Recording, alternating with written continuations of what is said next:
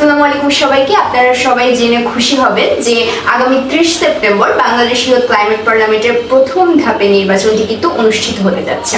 তো এই নির্বাচনকে সামনে রেখে আপনারা সবাই যারা ইয়ুথ এমপি হিসেবে প্রার্থিতা নিয়েছেন তারা সবাই কিন্তু ইতোমধ্যেই যে ইলেকশন ক্যাম্পেইন সেটি পরিচালনা করা শুরু করেছেন। তো এখানে আপনাদেরকে একটু বলে রাখি যে আপনাদের এই ইলেকশন ক্যাম্পেইন পরিচালনার শেষ সময় কিন্তু 28 সেপ্টেম্বর পর্যন্ত। একই সাথে এই ইলেকশনে অংশগ্রহণের জন্য আপনাদের কিছু নীতিমালা ফলো করতে হবে, যে নীতিমালাগুলো জানানোর জন্যই আমাদের আজকের এই ভিডিওটি। তো আমরা সরাসরি আমাদের নীতিমালাগুলোতে চলে যাই। প্রথমত, একজন যুব সাংসদ হতে আগ্রহী প্রার্থীদের জাতীয়তায় বাংলাদেশি হতে হবে এবং তার বয়স সীমা 18 থেকে 35-এর মধ্যে হতে হবে এবং তার যে সর্বশেষ শিক্ষাগত যোগ্যতা সেটির প্রমাণপত্র জমা দিতে হবে ইলেকশন কমিশনারের কাছে এবং তার ন্যূনতম শিক্ষাগত যোগ্যতা মাধ্যমিক বা সমমানের হতে হবে।